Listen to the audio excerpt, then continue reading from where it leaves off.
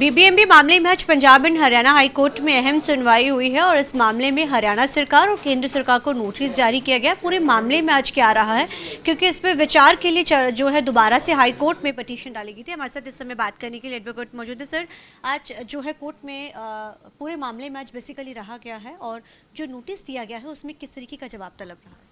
Ma'am 6/5/2025 को जो फैसला आया था, जिसमें डिसीज़न नंबर 3 था, जो डायरेक्शन नंबर 3 था, वो था कि हमें 2/5/2025 के फैसले को, जो यूनियन होम सेक्रेटरी की अगुवाई में जो बैठक हुई थी, उसको मानना है।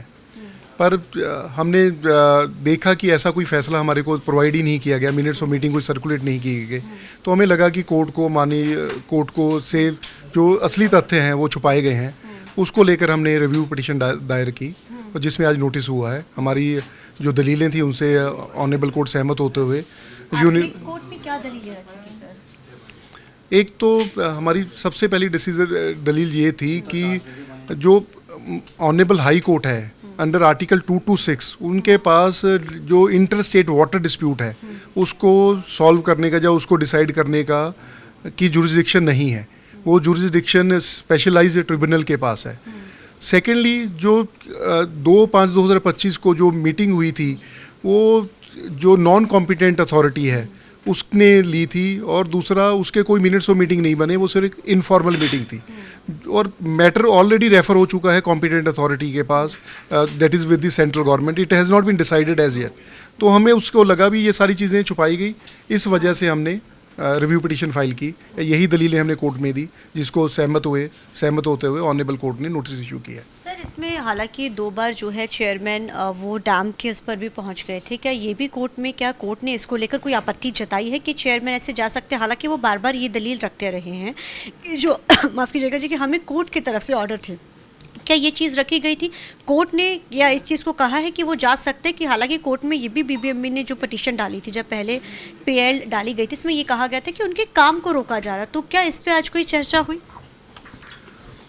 मैम, उस पर आज ये इशू नहीं था, पर उसके लिए हम सेपरेटली पिटीशन डालने की सोच रहे हैं, ताकि क्योंकि जो ऑनरेबल कोर्ट का फैसला था वो सिर्फ डिसीज़न को इम्प्लीमेंट करने का था, जो decision dated 2 May 2025, which is concluded in the minutes of meeting.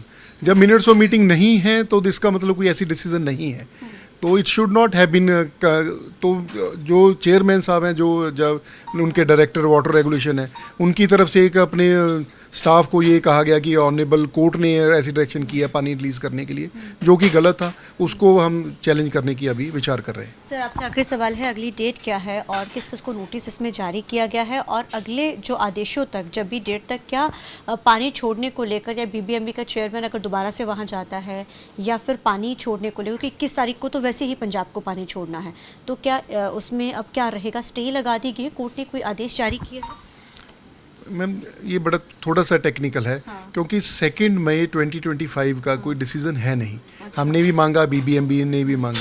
जब तक डिसीज़न नहीं है तो इम्प्लीमेंट क्या होगा? तो पर ऑनरेबल कोर्ट ने नोटिस इशू किया है और उनसे जवाब मांगा है, जो हमारी दलीलें हैं उसके। 20th मई है। 20th हाँ जी। तो 20 मई को अब जो है हरियाणा सरकार ने हालांकि अपना जवाब दायर करना है, और केंद्र सरकार ने भी, लेकिन 21 को पंजाब को पानी छोड़ना। अब देखना बड़ा अहम रहेगा कि जो लगातार ये मामले में जो अलग अलग तरीके की जो चीज़ें सामने निकल के आ रही है, क्या अब एक बार फिर से बीबीएमबी के चेयरमैन वहाँ जाते हैं, या इस पूरे मामले में क्या रहता है, और हरियाणा सरकार किस तरीके का जवाब दायर करती है। कैमरामैन अलजिंदे के साथ चंडीगढ़ से TV9 के लिए अमनप्रीत कौर।